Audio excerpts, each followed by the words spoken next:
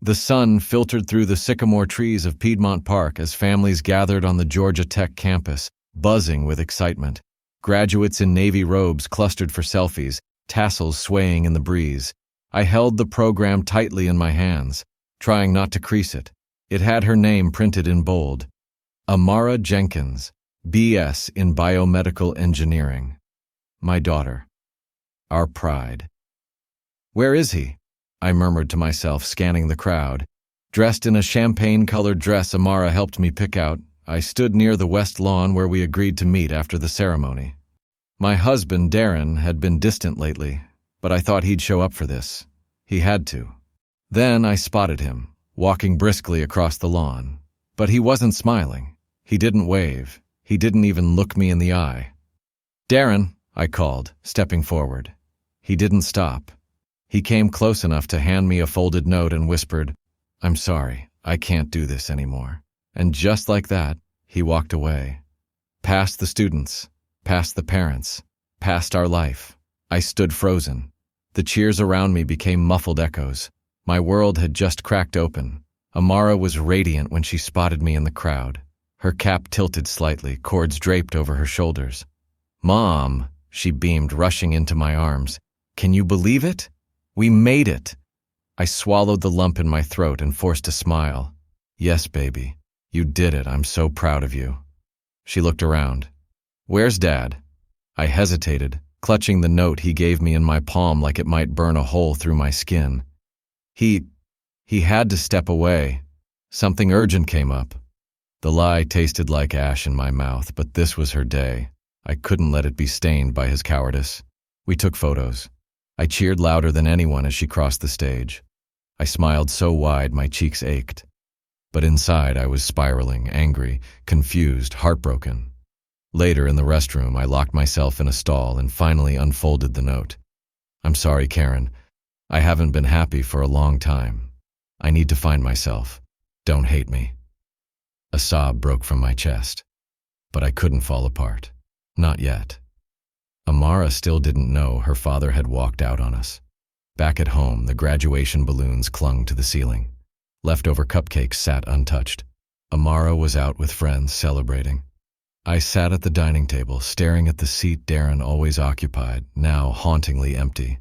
The silence in the house was louder than any argument we'd ever had.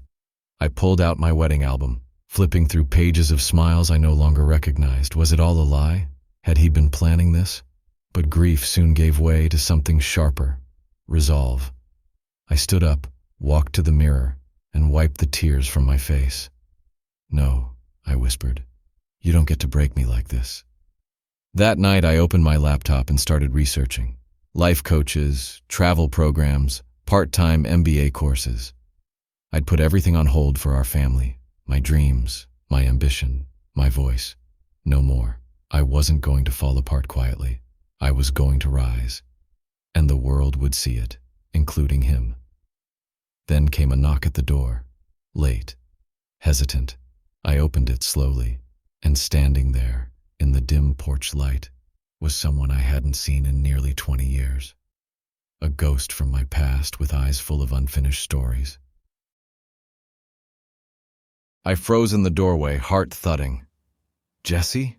I whispered. He smiled, sheepish and familiar. "Hey, Karen. Long time." Jesse Warren, my high school sweetheart.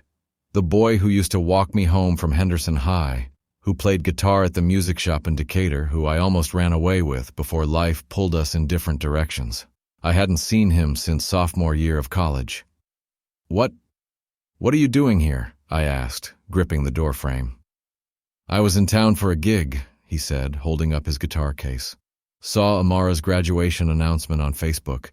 I didn't even know you had a daughter until a few weeks ago." His voice was gentle, like a song I once knew by heart. "I wasn't sure I should stop by," he continued. "But something told me, maybe you could use a friend tonight." The truth caught in my throat. "I think you're right," I said quietly, stepping aside. As he walked in, I realized something terrifying. I hadn't felt seen like this in years. We sat in the dim kitchen, the soft hum of the fridge filling the silence between words. I thought you moved to Austin, I asked, handing him a cup of tea. I did. Played in some bands, managed a studio. Then COVID hit and everything changed, been bouncing around since. He smiled. Funny how life circles back, huh? I nodded. Yeah, funny. We talked for over an hour, about old music where our friends ended up, the stupid high school rumors we believed. It was easy, so easy, it hurt. Then Jesse looked at me seriously. You okay, Karen? Really? I wanted to lie, to say yes, but I couldn't. Not with him. My husband left me today, I whispered, voice cracking. At our daughter's graduation, just left. He didn't flinch. He reached across the table and took my hand. I'm sorry, he said. You didn't deserve that. A single tear slid down my cheek. He said he needs to find himself. I scoffed bitterly. Jesse gave a soft laugh. Some people get lost trying not to grow. That line settled deep in my chest. Maybe Darren hadn't just left me. Maybe he'd been lost long before. The night stretched on. Jesse pulled out his guitar and played a soft tune, the same one he wrote for me when we were 17. I hadn't heard it in decades. I can't believe you remember that, I said, brushing away a tear. I never forgot, he murmured. The melody wrapped around me like a memory I hadn't dared revisit. At some point I leaned my head on his shoulder, just for a moment, not out of romance but comfort, recognition. A reminder of who I used to be before life became a list of responsibilities and sacrifices. You always had that fire, Karen, he said gently. Even back then. Don't let it go out. When he left later that night, I watched him walk down the steps and disappear into the dark. I closed the door, leaned against it, and exhaled. I wasn't sure what just happened, or what it meant, but it stirred something inside me I thought had long died. The next morning I woke up to Amara standing in the hallway holding Darren's note. Her eyes brimmed with confusion and betrayal. Mom, she said slowly, what's going on? Amara stood in the hallway, her graduation cap still resting on the hall table, forgotten in the chaos. The folded note trembled in her hand. Tell me this isn't what it looks like, she whispered. I took a breath, steady, grounded. He gave me that right before you walked across the stage, I said gently. I didn't want to ruin your moment. Tears welled up in her eyes. He left. Then. He couldn't wait one more day. I stepped forward, reaching for her, but she backed away. I thought we were a family, she said, voice cracking. We still are, baby, I whispered. Just a different kind now. She stared at me, the betrayal cutting through both of us. Then she turned and walked into her room, closing the door behind her. The house echoed with silence once more. Later that evening, I sat on the edge of my bed, staring at my reflection. A woman at the edge of a new chapter. Frightened, yes, but no longer frozen. And in that stillness, I made a promise. Not just to Amara, but to myself. We would not unravel. We would rebuild. On our terms. 2 days later, Amara invited me to meet her at a coffee shop near Midtown, our usual mother-daughter spot before life got complicated. She sat across from me, arms folded. I texted Dad, she said. Told him I needed to hear it from him. I sipped my latte, bracing myself. He didn't even apologize properly, she continued. He just said he needed space and hoped we'd understand. I reached for her hand. She didn't pull away. Sometimes people leave because they don't know how to face what they've broken, I said. But that's not on us. Amara blinked hard, then looked away. I thought we were the kind of family that made it through anything. So did I whispered. We sat in silence, the weight of shared disappointment heavy between us. Then she asked, Who was that guy at the house the other night? I smiled slightly. Someone I used to know. She raised an eyebrow. Used to? Maybe still do, I said. She studied me for a long moment, then nodded. Just don't let him be a bandage for what Dad did. I won't, I promised. But deep down, I already knew Jesse wasn't just a bandage. He might be something else entirely. Later that week, after days of sorting through bills, photo albums, and unanswered texts from concerned relatives, I sat down to write. Not a message for Darren, but to him. Not to beg, not to question, but to reclaim my voice. Darren, you don't get to disappear and expect silence. You left without a plan, without a conversation, without respect. But this isn't about you anymore. I'm done shrinking myself to keep things stable.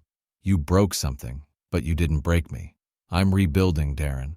And when you finally look back, you'll see a woman who rose, without you. Karen. I sealed the letter and placed it in a drawer. Not sure I'd ever send it, but it needed to be written. That evening, as I was watering the little herb garden on the balcony, a symbol of the life I was nurturing, a message pinged on my phone. Jesse. There's a music festival this weekend. You should come. Bring Amara too. No pressure, just life. I stared at the screen, heart fluttering. Then Amara called from the hallway. Mom, there's someone at the door again. I opened it and froze. This time it wasn't Jesse. It was Darren. Darren stood on the porch, eyes sunken, dressed in the same wrinkled clothes he left in. Karen, he said, voice gravelly, I made a mistake. I didn't respond, just watched him, waiting. I panicked. I've been feeling suffocated. Not by you, by life. I just needed to breathe. You left at our daughter's graduation, I said evenly. You didn't ask for space. You ran. His shoulders slumped.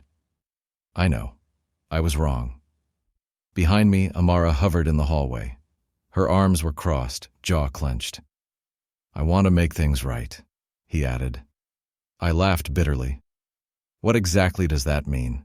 That you miss the clean dishes and silence I gave you so you could find yourself?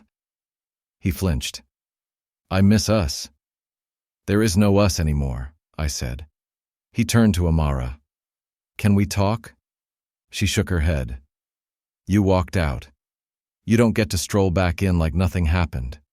He looked between us, realizing maybe for the first time just how much he'd broken. I'll give you space, he murmured, but I'm not giving up. He left without another word, and for once, I didn't cry. I felt clear. The next morning, I packed a bag with picnic food and knocked gently on Amara's door. Want to go to Piedmont? I asked. Just us. No talk about him. Just, life. She looked surprised but nodded. Yeah, I'd like that. We sat under the same oak trees from graduation day, this time with laughter instead of tension. Kids played in the distance and the sky was cloudless, unapologetically bright. Amara picked at a grape and said, I know he's still my dad, but I don't think I can forgive him yet. That's okay, I said softly. Forgiveness isn't about pretending it didn't hurt. It's about freeing yourself when you're ready. She looked at me, eyes glistening. How are you not falling apart? I smiled. Because I already did. Quietly. Alone. But I decided something the night he left. I paused, letting the breeze finish my sentence. I'm not living in pieces anymore. She leaned her head on my shoulder. Can we be a new kind of family? Absolutely, I whispered. A moment of peace wrapped around us. Then, my phone buzzed. Jesse, still on for tonight? I'd love for both of you to come. Amara saw the message and smirked. Is that who I think it is? The festival pulsed with life. Street food vendors, local artists, musicians on makeshift stages. Jesse was already on stage when we arrived, his voice weaving through the crowd like honey. Amara nudged me. He's actually really good. I chuckled. He always was. Jesse caught our eyes mid-song and something unspoken passed between us. Not romance, not nostalgia, possibility. After his set, he found us near a lemonade stand. You came. I needed to see what kind of music legend I was dealing with, I teased. Amara rolled her eyes. Okay. You're kind of cool, Jesse. He grinned. High praise. We sat on the grass as the sun dipped low, turning the sky watercolor orange. It felt like a scene from a movie I didn't know I needed to star in. Later, Jesse turned to me. "You ever think about starting over?" I didn't answer right away. I looked at Amara, laughing with a food truck vendor, and then back at him. "Not starting over," I said. "Starting from here." He smiled like he understood. But just as the music swelled again, I felt a tap on my shoulder. I turned and saw Darren's sister, Cheryl, her face pale, urgent. "It's about Darren," she said. The festival crowd buzzed behind me, but Cheryl's words froze everything. "It's Darren. He's in the hospital." My stomach dropped. "What happened?" She looked frazzled, hair pulled into a loose bun, makeup smudged like she hadn't slept. "He collapsed at a hotel downtown. Dehydration. Exhaustion. They think he might have had a breakdown." Jesse stepped back instinctively, giving us space. "I didn't know who else to call," Cheryl said. "He kept saying your name, over and over." I glanced at Amara, who had stopped mid-laugh and was now watching me with wary eyes. "I'm not sure I should go," I whispered. "You don't have to decide now," Cheryl said. "But he's not well, Karen." The irony stung. He broke us to find himself, and now he was the one unraveling. Jesse touched my arm. "I'll drive you, if that's what you want." Amara nodded. "I'll come too." I didn't want to see Darren. I didn't want to feel anything. But a voice inside whispered, "You need closure, one way or another." I looked at Jesse, then at Cheryl. "Take us to him," I said. And with that, the night shifted again. The hospital was sterile and too quiet, the kind of place where time moves sideways. Darren lay on the bed, pale, smaller than I remembered. Machines beeped softly beside him. He opened his eyes when I stepped in. "You came," he rasped. I nodded, unsure what to feel. Anger, pity, sadness. "You shouldn't have," he added. "I didn't come for you, Darren," I said. "I came for me, for Amara, for peace." He turned his head slightly and closed his eyes. "I messed up," he whispered. "I thought maybe if I left, you'd see how much you needed me." My breath caught in my throat. "I spent all those years trying to hold us together," I said. "And the moment our daughter graduates, you crumble. That's not love, Darren. That's weakness disguised as freedom." Tears slipped down his cheeks. "I was scared you didn't love me anymore." "I didn't stop loving you," I said. "I just stopped losing myself to do it." Behind me, Amara watched in silence. Darren looked at her. "I'm sorry," he said. She gave a slow, guarded nod. "We're not ready yet, Dad. But thanks for saying it." We left the hospital an hour later, and I didn't look back. The next morning, the sunlight felt different, cleaner somehow. I sat on the porch with a cup of coffee, watching the world stir to life. Amara joined me, curling up beside me under the same throw blanket we used to share on sick days when she was small. "You okay?" she asked. "I think I'm healing," I said. "Not all at once, but enough." We sat in silence for a moment. Then she asked, "Do you think you'll see Jesse again?" I laughed softly. "I think I might."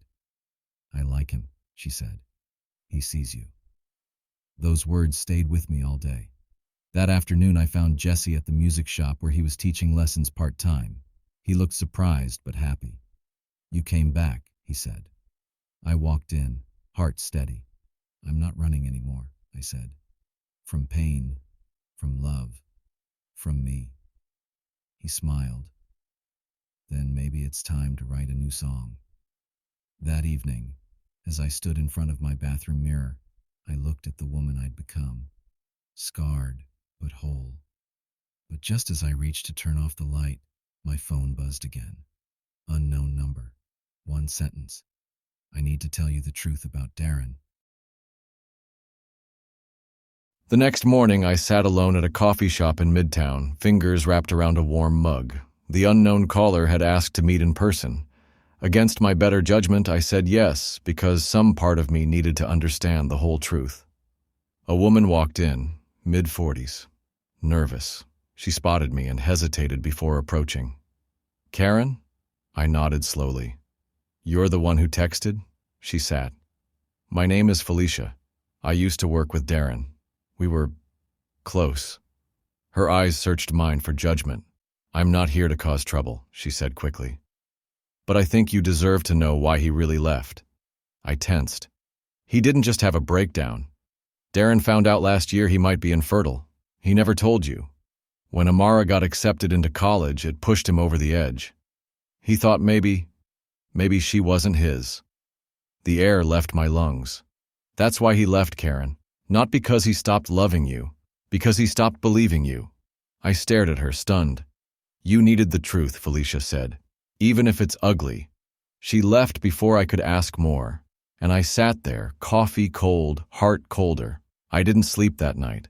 I stared at the ceiling, memories flashing in fragmented reels, our laughter, our fights, the night Amara was born.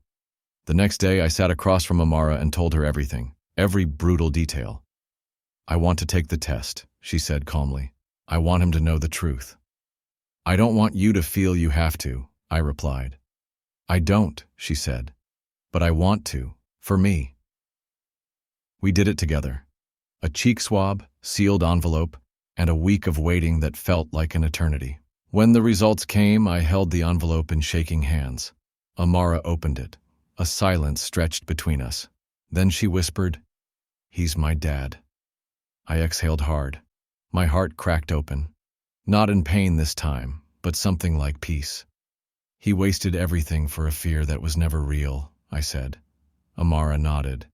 And now he'll have to live with that. She picked up her phone. I'll tell him. I reached for her hand. Let's do it together. Because even in heartbreak, love still had a place, and we had rebuilt something far stronger, ourselves. Weeks later, Amara's university held a welcome event for freshmen and families. She wanted both of us there, Jesse and me. We arrived early. The quad was buzzing with nervous students and proud parents. Jesse stayed respectfully at a distance while I walked Amara through the campus map one last time.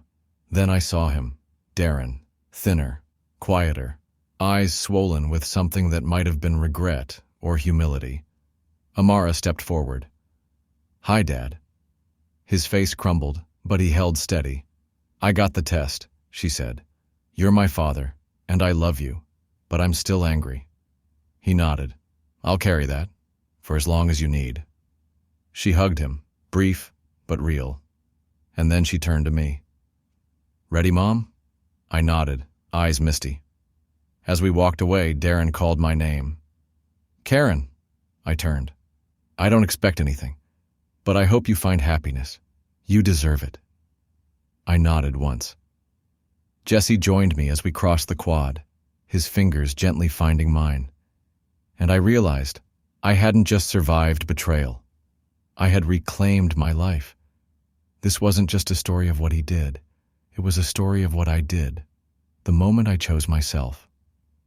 If this story moved you, please like this video, subscribe to the channel, and tap the bell so you never miss a story of resilience, love, and transformation. Until next time, stay strong, stay true, and keep writing your own ending.